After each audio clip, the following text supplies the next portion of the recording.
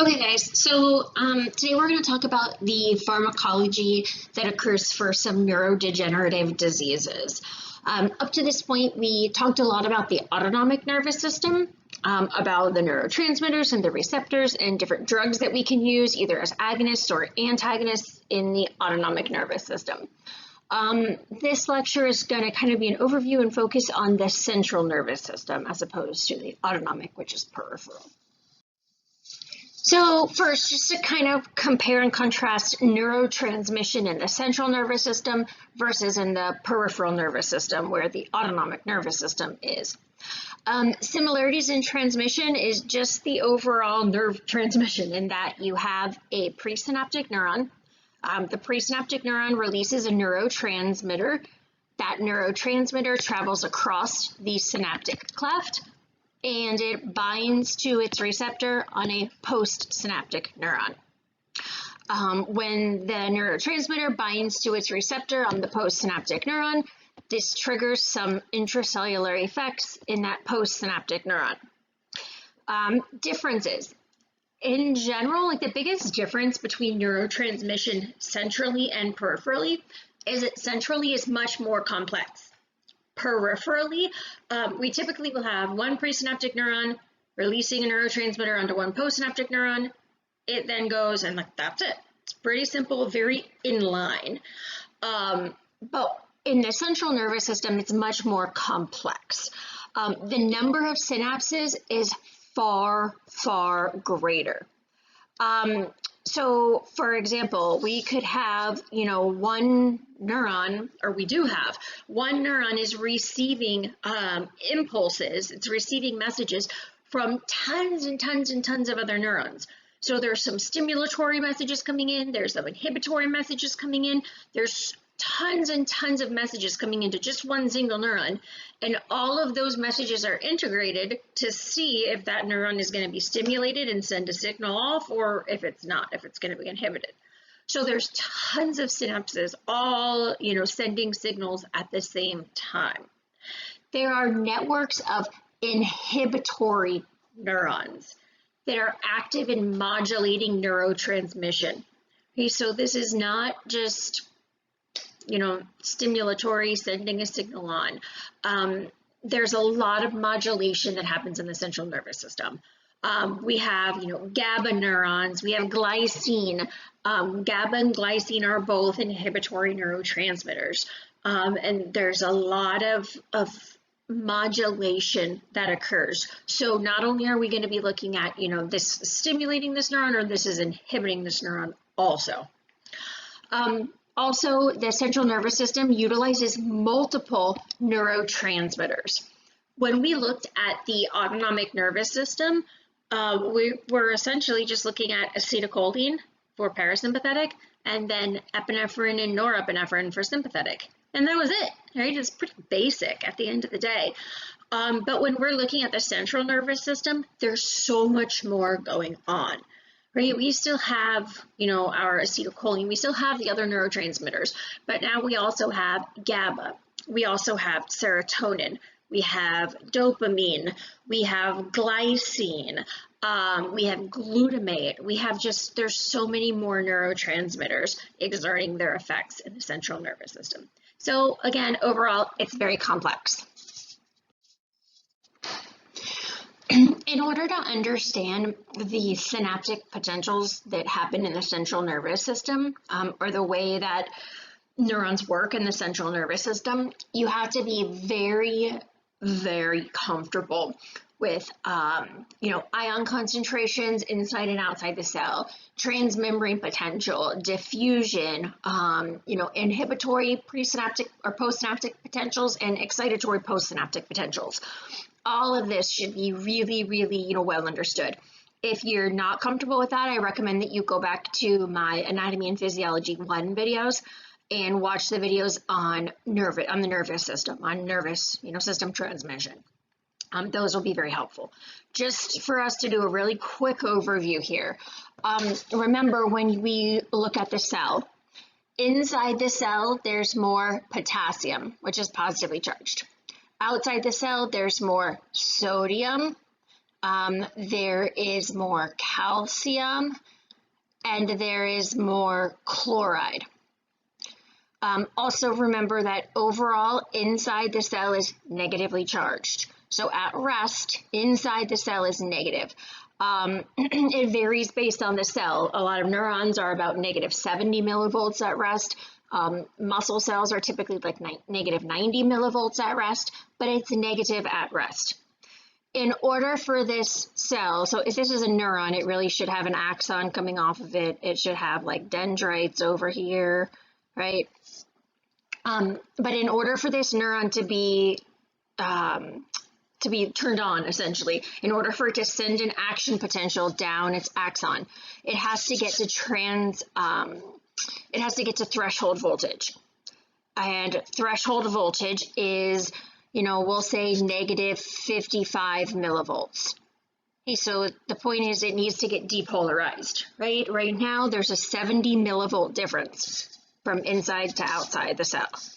It has to get down to a 55 millivolts difference. It's got to get to that threshold voltage of negative 55 in order for this to send a signal, to send an action potential down the axon. So this cell has to be depolarized less negative, in order for it to be, turned on. Now, diffusion says that if you allow ions to move across the membrane, they're going to go down their concentration gradient. So they'll go from high concentration to low concentration. So looking at what we have here, if I open up a sodium channel, sodium is going to enter into the cell, right? There's more of it outside, so if I allow it to flow, it's going to flow inside in the cell. There's more potassium inside the cell, so if I open a potassium channel, potassium is going to leave the cell, okay? All right, so keeping all of that in mind, the reason this is important is because most receptors in the central nervous system are ligand-gated ion channels, meaning a ligand is the chemical that binds, so like the neurotransmitter, meaning that these receptors open up ion channels. So when the neurotransmitter binds to its receptor, an ion channel is opened, and then ions can flow in or out of that target, that postsynaptic neuron. Again, so not second messengers, right? Remember when we looked at the like sympathetic and parasympathetic nervous system, those receptors typically utilize second messengers. So that was a little bit different. In most cases, that was a little bit different than what we're looking at here. So when the neurotransmitter binds, this opens an ion channel. Ions flow rapidly down their concentration gradient, right? So either into the neuron or out of the neuron, depending on which ion we're talking about. That alters the transmembrane potential of the postsynaptic neuron. Transmembrane potential, just think of as charge, right? Like the internal charge of that neuron. I'm going to erase this because it got kind of messy. I didn't draw it very nicely to start.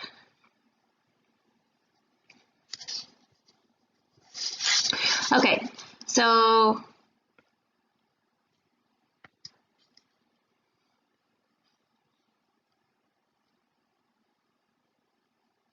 there's my neuron. And then I have another neuron over here coming, and it's going to synapse on the neuron. So this one with the number 1, that's the presynaptic neuron, where they come together as the synapse, and then the one with number 2 is the postsynaptic neuron. If this synapse can be excitatory, it can be an excitatory synapse if we're exciting this postsynaptic cell, number 2, or it can be an inhibitory synapse if we are inhibiting this postsynaptic cell. So if this first neuron, if the number 1 neuron is releasing glutamate or acetylcholine, then it's an excitatory synapse. Okay? It's exciting the postsynaptic neuron. Remember, we said that exciting it means it's depolarizing it. It's going to make it less negative and bring the cell closer to its threshold voltage. The reason that glutamate and acetylcholine are excitatory is because when they bind, it opens up sodium channels. Remember, we said there's more sodium outside the cell. and sodium is positively charged. So if if this first neuron releases acetylcholine binds to its receptor, that opens up sodium channels. Sodium is going to rush into that neuron. It's positively charged, right? So that's going to bring in positive charges and it's going to make the cell less negative. Okay, that depolarizes it. Same thing with glutamate. There are inhibitory synapses as well. For example, GABA and glycine are typically inhibitory neurotransmitters.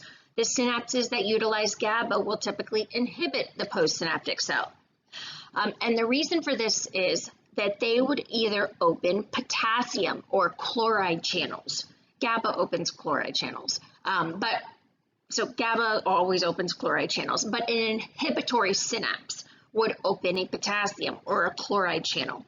Let's talk about why both of those ions would be inhibitory. There's more potassium inside the cell, and potassium is positively charged. So if this neuron synapses on the postsynaptic neuron and that causes potassium channels to open, potassium is going to leave the cell. So if we take positive charges out of the cell, we're going to make that cell more negative. We're going to hyperpolarize it. Same thing with chloride channels. There's more chloride outside the cell, and chloride's negatively charged. So if GABA binds to its receptor, it's going to open chloride channels, and those negatively charged chloride ions are going to rush into the neuron, making it more negative, right? Hyperpolarizing it. When this cell gets more negative, when it gets hyperpolarized, that is inhibitory because it's bringing the cell further away from threshold voltage, right? If we look at this postsynaptic neuron here, and I told you that it at rest, to start with, it's negative 70 millivolts. And I told you it needs to get up to negative 55 millivolts in order for it to send an action potential, right? And then release its neurotransmitter. So in order to be stimulated, the neuron has to get to negative 55 millivolts. Right now, when we start at negative 70, that's a 15 millivolt difference. So enough positive charges have to enter into this neuron to make a 15 millivolt difference, okay? If we make this neuron more negative, right? If we say bring a bunch of chloride in and we hyperpolarize it, and now it's negative 80 millivolts, well, now I'm not only 15 millivolts away from stimulating it. Now I'm 25 millivolts away from being able to stimulate this neuron. So I've made it that much harder to actually stimulate this neuron. So I have inhibited it. Okay? It has been an inhibitory effect on the neuron. Again, in the central nervous system, both of these things are occurring all the time. So this one postsynaptic neuron, right, my number 2 neuron over here, is receiving impulses from numerous different presynaptic neurons. There are neurons all over the place that are synapsing onto this postsynaptic neuron. And some of these are going to be excitatory, some are going to be inhibitory, and it's the overall cumulative effect that's going to decide whether or not this, number 2 neuron actually sends an action potential or not. So it's complex. There's a lot going on in the central nervous system. We're going to talk about a few different neurodegenerative diseases, and we'll talk about how we treat these diseases.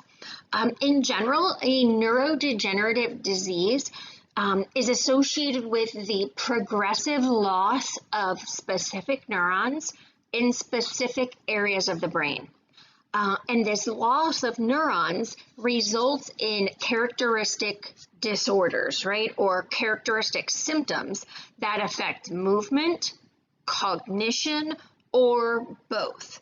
And again, we'll cover a few different neurodegenerative diseases in this lecture. We'll start with Parkinson's disease.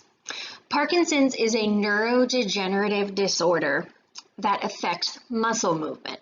It involves tremors, muscle rigidity, bradykinesia, or like slow difficulty beginning movements, as well as abnormalities in both posture and gait, or how you walk. The incidence of Parkinson's disease is relatively high in older patients. The incidence is about 1 in 100 in patients over 65 years of age. In most people, the cause of Parkinson's is unknown. There are some Parkinson's-like symptoms that can occur in younger patients as a result of antipsychotic therapy. Antipsychotic drugs that we use for things like schizophrenia, hallucinations, psychosis, these drugs are anti-dopaminergic. Okay, so they block dopamine transmission or decrease dopamine levels. And that's the problem with Parkinson's. Parkinson's is associated with destruction of dopamine neurons. So the drugs that we use, the antipsychotic drugs that we use, can sometimes cause Parkinson's-like symptoms.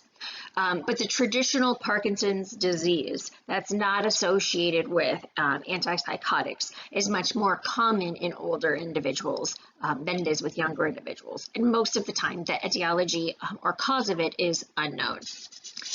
Parkinson's disease, the pathophysiology, again, involves a destruction of dopamine neurons in the substantia nigra of the brain. These dopamine neurons have tons and tons of connections. So like one dopamine neuron branches numerous times and has a ton of connections in the neostriatum. Right, so you have like the substantia nigra and then the neostriatum, which the neostriatum is in the basal ganglia of the forebrain, and it's highly involved in movement. Okay, so they're extremely important in controlling muscle movements, skeletal muscle movements. So dopamine neurons are in the substantia nigra, and they send signals to the neostriatum. And those signals are inhibitory. Okay, so they inhibit neurons that release acetylcholine. So there's another neuron here in the neostriatum that releases acetylcholine. Okay, the dopamine inhibits the release of this acetylcholine, and the acetylcholine is stimulatory. Okay, and then there are neurons that go out to stimulate the skeletal muscles. There are also GABA neurons. There are GABA neurons that go from the neostriatum up to the substantia nigra, and those GABA neurons are inhibitory too.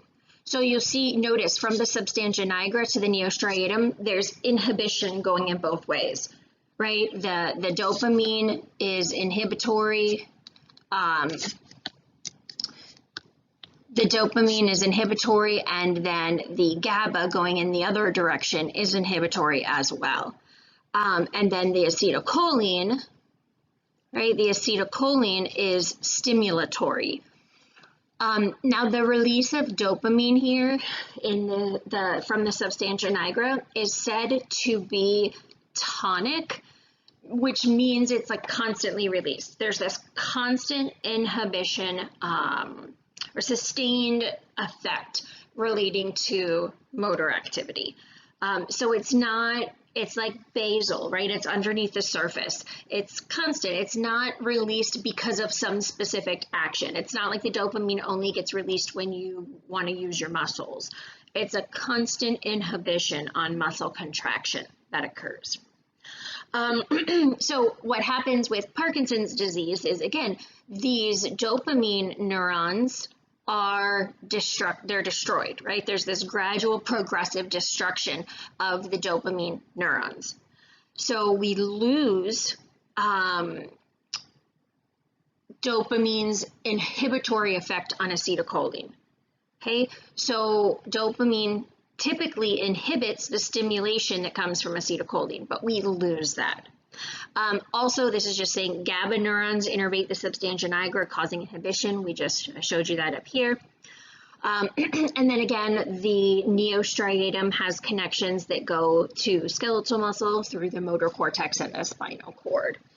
Essentially here, though, overall with Parkinson's disease, the problem is that we have a decrease in dopamine and that removes the inhibitory effect on acetylcholine. So we can have too much acetylcholine being released. That sums it up. This is just showing you this. You have the substantia nigra here, the neostriatum up top. Parkinson's disease is associated with a destruction of these dopamine neurons. You can see dopamine typically inhibits the stimulatory acetylcholine neuron. But when we destroy the dopamine neurons, we lose that inhibitory effect on acetylcholine.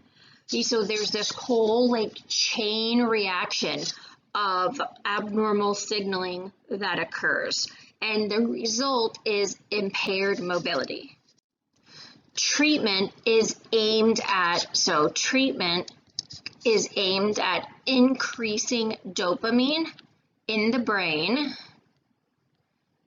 It doesn't do any good if we don't get it in the brain. So increasing dopamine in the brain in order to restore the balance between dopamine and acetylcholine, right? So to restore that balance between stimulatory and inhibitory neurotransmitters. Pseudoparkinsonism or secondary Parkinsonism. This is what I was talking about when I talked about Parkinson's that's not like the traditional Parkinson's, but Parkinson's that's caused, or Parkinson's-like symptoms that are caused by the use of antipsychotic drugs or anti-dopaminergic drugs. So Parkinson's-like symptoms caused by drugs that block dopamine receptors in the brain. There are a few different types of antipsychotics that can do this. There's also an antiemetic that can do this. But phenothiazines include drugs like thorazine or chlorpromazine,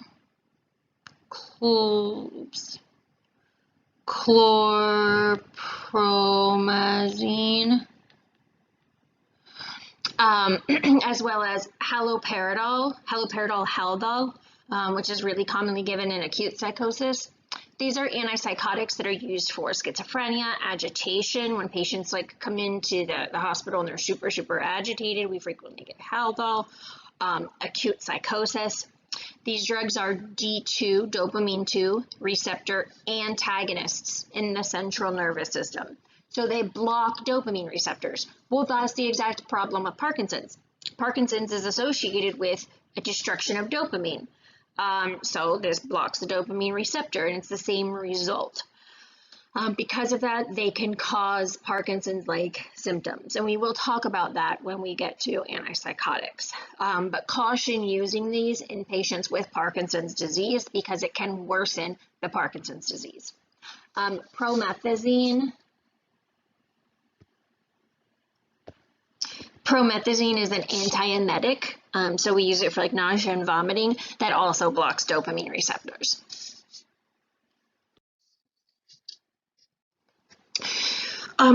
So we'll talk about how we treat Parkinson's disease. Drugs used in Parkinson's disease only offer temporary relief of symptoms. They don't stop the disease. They can't reverse the destruction that occurs with the disease. We just try and slow the progression of the disease to provide some relief of symptoms for as long as possible. So we do use drugs strategically in a very stepwise approach because the drugs that we have typically only work for so long. Carbidopa and levodopa are drugs that are used to decrease the severity of symptoms, typically for the first few years of treatment. So they're effective in about 2/3 of patients for about 3 years of treatment. So you have 3 good years with carbidopa, levodopa in most patients. After that, in years 3 through 5 of therapy, we'll see that the effectiveness of the drugs slowly declines, right? And they become less and less effective, and the patients get worse and worse and worse. So carbidopa and levodopa work together. We give both drugs together. And what levodopa is a precursor to dopamine. We can't okay, remember the problem with Parkinson's is that we don't have enough dopamine in the brain. So we need to get dopamine into the brain. We can't just give dopamine. The reason for that is that dopamine does not cross the blood-brain barrier. So if we just administer straight dopamine, it'll have other effects in the body, and we'll have adverse effects happening, but we won't actually have the effects that we want because it's not going to actually enter the brain. So instead, we give levodopa, which is a precursor to dopamine. Levodopa is actively transported into the central nervous system. And then the remaining dopamine neurons, right? We know that the dopamine neurons are being destroyed, but we do have some dopamine neurons left. The remaining dopamine neurons that are left convert that levodopa into dopamine. Then we have more dopamine present. This does require that there's an adequate number of dopamine neurons left. Okay, because the levodopa isn't going to just change on its own. It needs the dopamine neuron and the enzymes in there to convert it into dopamine. So it does require that there are, enough dopamine neurons left. This is why it's typically more effective in newly diagnosed patients. But as the disease progresses, effectiveness declines because the number of dopamine neurons that are available decreases. Just new patients typically have about 20% of their dopamine neurons in the substantia nigra remaining. So by the time we diagnose patients, they've typically lost a lot of the neurons already, and they keep getting destroyed. So we have, again, a good few years of therapy, and then effectiveness declines as the neurons are destroyed, and then eventually it's not beneficial any longer. Carbidopa is given with levodopa.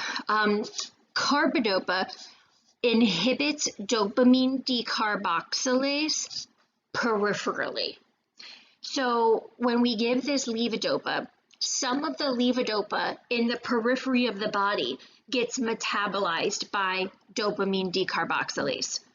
That decreases the amount of levodopa that's available to go into the brain. So carbidopa just kind of helps the levodopa. Carbidopa ensures that the levodopa that's traveling through the bloodstream is not going to get turned into dopamine in the periphery. So that just leaves pure levodopa available to be, actively pumped into the brain, which is where we want it. When we don't give carbidopa, right, if we just give levodopa, then we're going to have a considerable amount of levodopa converted into dopamine in the periphery. And that's going to cause adverse drug effects, and it's going to decrease the desired response, right? So it's best to give these together, the carbidopa plus the levodopa, in order to get the best possible response. Carbidopa and levodopa have a relatively short half-life, so they're taken 3 to 4 times daily. And that does result in a lot of fluctuations in the plasma concentration. And that can correlate with motor fluctuations, right? So just kind of fluctuations in how well they're doing throughout the day. However, Parkinson's itself is naturally associated with a lot of motor fluctuations. So there is a sudden loss of mobility or tremors or cramps that can occur anyway. So this doesn't always have to be associated with changes in plasma concentration. It's referred to as the on-off phenomenon, where all of a sudden everything is working fine, and then it's just like off. It just doesn't work anymore. Carbidopa and levodopa should be taken on an empty stomach. When it's taken with meals, especially high protein meals, it interferes with the transport of the drug into the central nervous system. Remember that there are active transporters that have to pump the levodopa into the brain. So it should be taken on an empty stomach. Best to be taken, it's taken 3 to 4 times a day. So it's kind of hard to take something that frequently, and make sure you don't ever take it with food. So the way we advise patients is to take it 30 minutes before meals.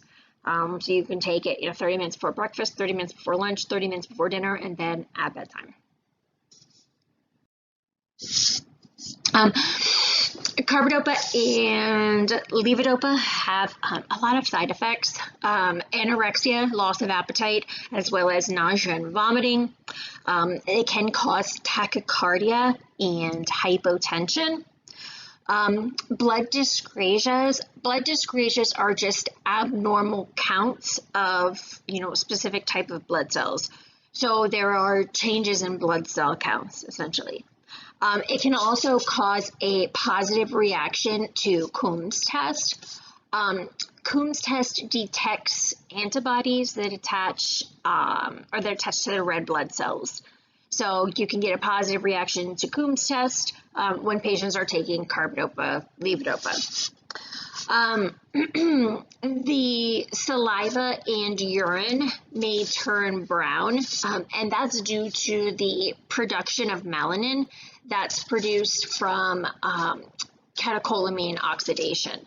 So when the dopamine is oxidized, there's melanin production that occurs, and then that can cause just the melanin itself builds up and it's got a brown color, so saliva and urine can turn brown.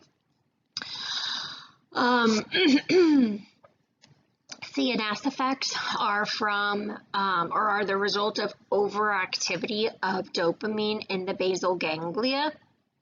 So too much dopamine in the basal ganglia can cause hallucinations, mood changes, depression, anxiety. Remember, we said that there are a lot of diseases, mental health issues such as schizophrenia, the hallucinations, delusions,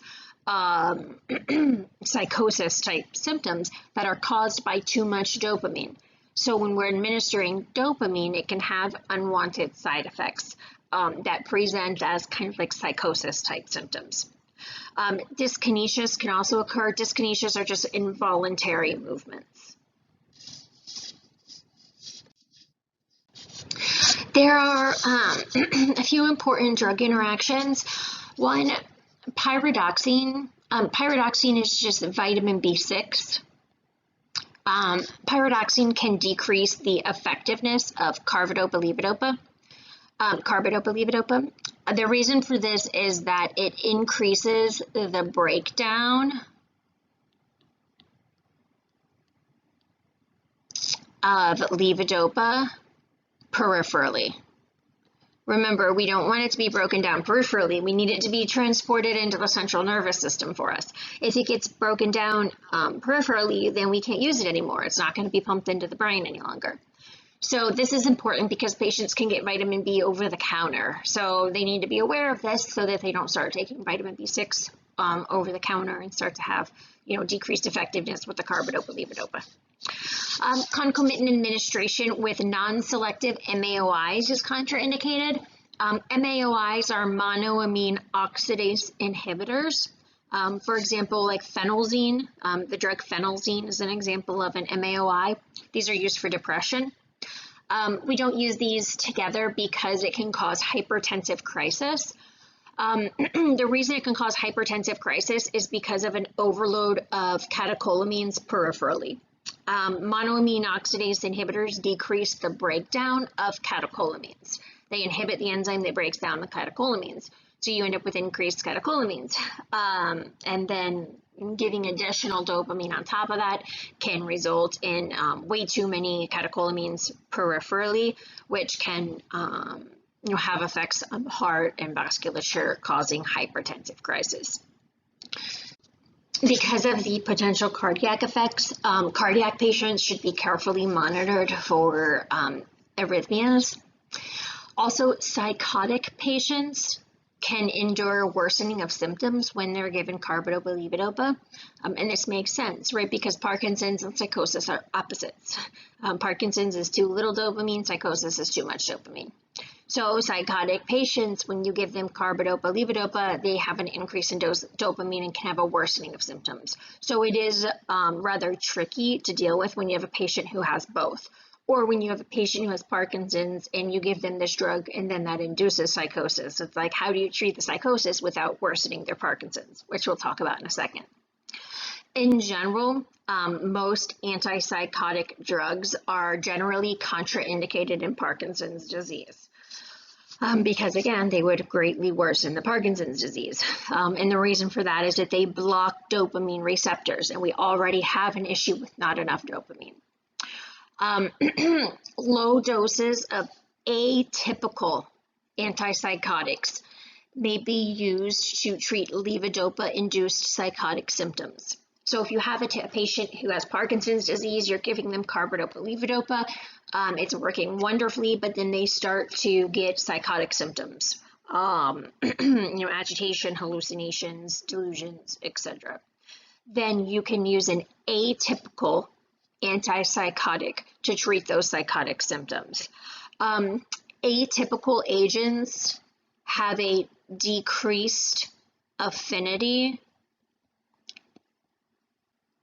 for D2 receptors.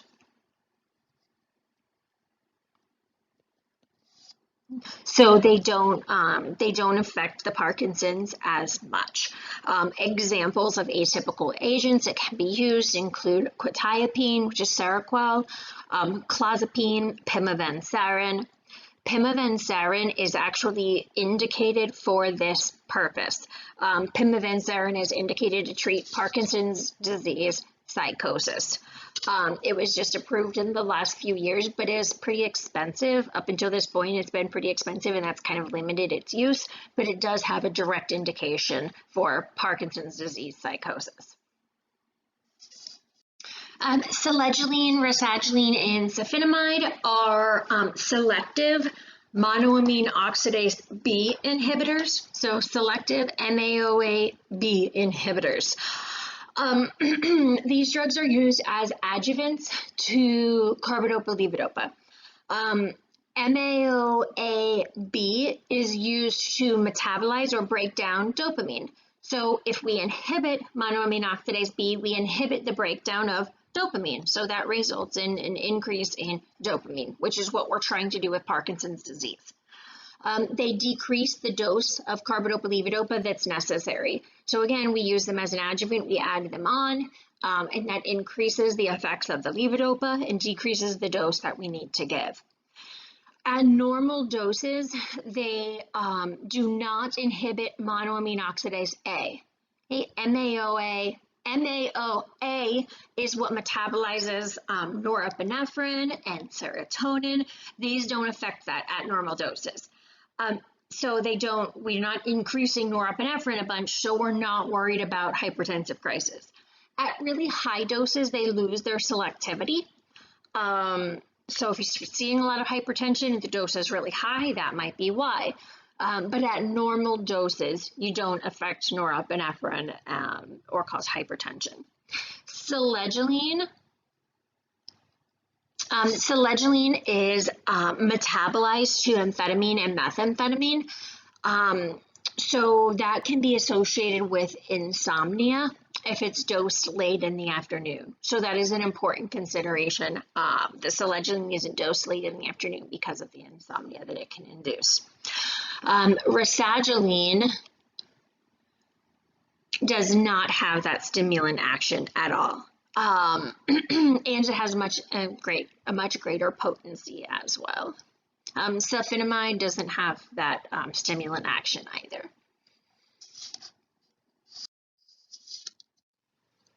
Entacapone and tolcapone are drugs that are used with carbidopa and levodopa.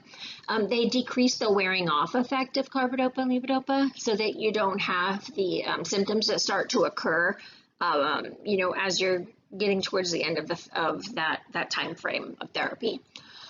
It's kind of complicated the way this works, but it's interesting. Entacapone and tolcapone are ComT inhibitors. They inhibit catecholomethyltransferase, which is an enzyme that metabolizes levodopa. Typically in the periphery, and this is out in the body, we have levodopa, and out in the periphery, levodopa typically gets metabolized mostly by dopamine decarboxylase. And then a little bit of it gets metabolized by ComT. and ComT metabolizes it to something called methyldopa. Now, the problem with methyldopa is that methyldopa competes with levodopa for transport into the central nervous system. Okay, so there's kind of a twofold problem here. Levodopa is getting broken down and converted into methyldopa, okay, which decreases the amount of levodopa that can go into the brain. And methyldopa is competing with levodopa for the transporters, so that also decreases the amount of levodopa that's going into the brain. And the methyldopa is not going to get used the same way as levodopa. The dopamine neurons are not going to convert that to dopamine. So that's like normally what happens. Now, ComT is normally a minor pathway. It doesn't metabolize that much of the levodopa. However, we're giving carbidopa, right? Remember, we're not giving just levodopa, we're giving carbidopa levodopa. So carbidopa inhibits that dopamine decarboxylase. So it inhibits the major pathway for the metabolism of levodopa out in the body. That means that this ComT pathway becomes bigger. More levodopa gets metabolized into methyldopa. That means there's more methyldopa available to compete with the levodopa to get into the central nervous system. So ComT, this enzyme ComT, decreases the effectiveness of carbidopa levodopa. So what do? We inhibit it, right? If we give these drugs inhibit ComT, right, which blocks this pathway, which means there's much more levodopa available, and it can use all of the transporters itself. So we increase the amount of levodopa that ends up making it into the brain, which makes that dose of carbidopa levodopa last longer. Entacapone and tolcapone have some important differences with each other when it comes to, especially their adverse drug effect profile. There are some kinetic differences as well. Pharmacokinetically, tolcapone happens to have a longer duration of action. Both drugs are extensively protein bound to albumin and extensively metabolized. Because of that, dose adjustments need to be made in moderate to severe liver disease or cirrhosis, moderate to severe cirrhosis. Sorry, I can't write very nicely. My pen's not working, so I'm writing with my fingertip, and it's not doing the job. Adverse drug effects include those seen with carbidopa levodopa, because you're increasing the amount of levodopa that's available to go into the brain. So we do see, possible agitation and hallucinations associated with nausea and vomiting, diarrhea. Dyskinesias are possible as well. Something that's important is that fulminating hepatic necrosis is associated with tolcapone and not associated with entacapone. So because of that, entacapone has pretty much replaced tolcapone clinically because you avoid that severe adverse drug effect risk. There's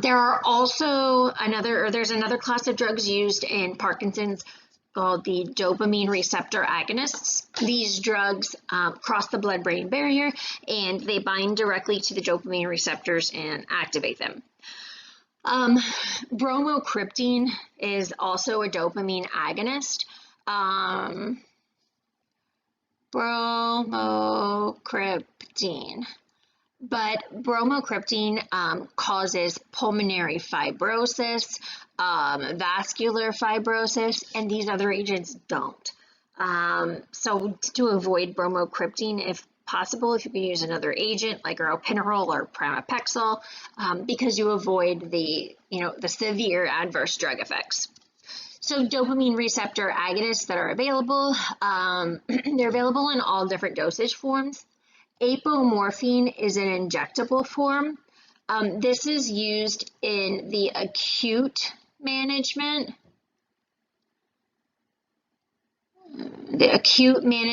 of the OFF phenomenon, So remember we said there's like that even without fluctuation in drug concentrations, Parkinson's can be associated with this on-off phenomenon where all of a sudden the muscles they just don't work.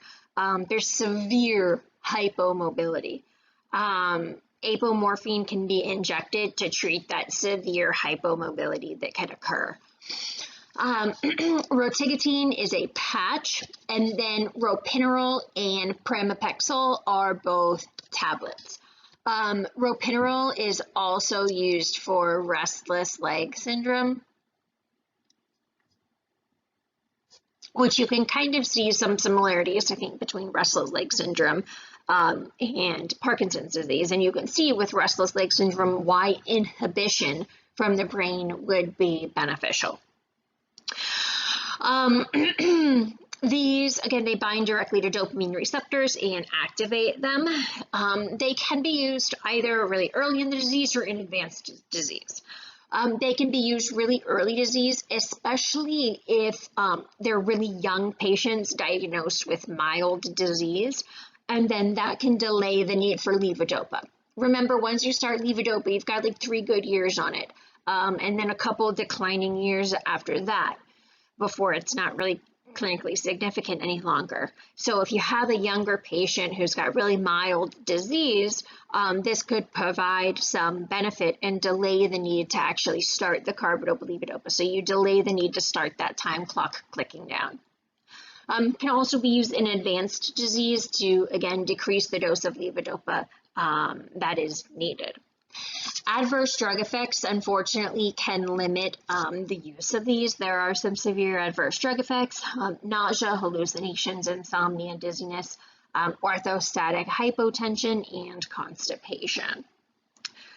Pramipexole requires dose adjustment in renal dysfunction. So in a patient with renal dysfunction, it might be good to go with, say, ropinirole instead of pramipexole. Ropinirole metabolism is inhibited by CYP1A2 inhibitors.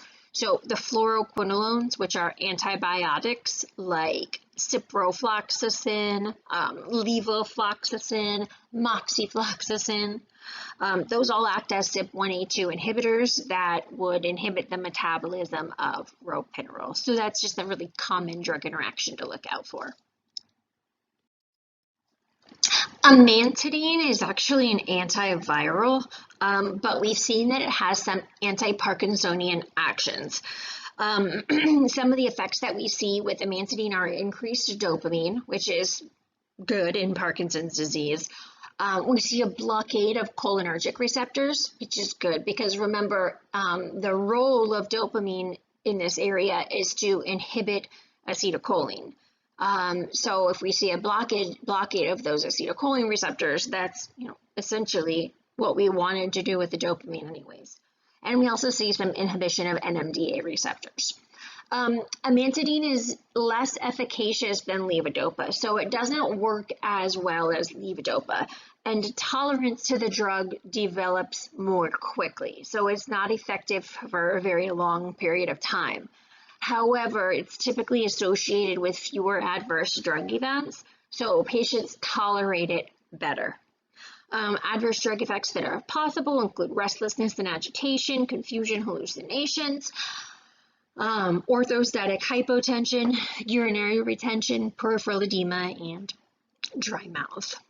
At high doses, we can see toxic psychosis occur, which we really can with any of them. This is just a schematic of treatment in Parkinson's disease. So I really want you guys to get in the habit of kind of looking up the treatment guidelines for the diseases and then taking all of the information that we learn in lecture and applying it to the guidelines. We're learning all the basic information in lecture about all the different drugs that are used and how they work and kind of caution with them. But in reality, you're going to have a patient in front of you and you're going to say, okay, what drug do I start with? After that, what drug do I go to if that doesn't work? And you're going to find that information in the guidelines. So when you look up the guidelines, like you can go on UpToDate, you guys all have access to UpToDate. through the school, you can go on UpToDate and, look at Parkinson's guidelines or hypertension guidelines or, asthma guidelines. And you'll see, you can read through them all, and then you'll normally find a page with a little schematic like this. And this is a really good way to kind of go through and figure out how to treat your patient. So patient presents with signs and symptoms consistent with Parkinson's. Okay, idiopathic Parkinson's disease confirmed. So yes or no. If Parkinson's is not confirmed, well, then you need to figure out what else is going on with this patient, right? Something is wrong in the brain, you got to figure it out. But if this is Parkinson's, then what do we do, right? If there's no impairment, you just wait. There's no reason, the treatment isn't delaying the disease progression. The treatment doesn't preserve the brain. So you don't start treatment until symptoms occur. The treatment is just for symptom management. So if they don't have symptoms yet, then you don't do anything. You just monitor for progression. Once they do have functional impairment, okay, then consider carbidopa-levodopa or a dopamine agonist. Continued disease progression, increase dose or of carbidopa-levodopa or increase dopamine agonist to maximum tolerated dose, then add carbidopa-levodopa. Okay, so either give more carbidopa-levodopa or you can do carbidopa-levodopa with the dopamine agonist. Okay. Again, more complications develop. You see how you go, right? You can see here we add NAOB inhibitors. We can add ComT inhibitors. You see at the very end, severe motor fluctuations. Consider a referral for an apomorphine therapy, etc. Okay? So again, get in the habit of kind of looking this stuff up because this is what you'll be using very frequently once you graduate and once you're treating patients. Okay, and what I'm teaching you is so that you understand what you're looking at. So when this says, when you see, oh, okay, prescribe carbidopa-levodopa, you know what carbidopa-levodopa is. You understand how it's going to work. You understand how to counsel your patient, right? You know right off the bat, hey, make sure you take this on an empty stomach. You know what side effects to warn them about, etc. Okay? All right, guys, that is the last lecture of this semester. So good job. Yay, I'll see you in the spring.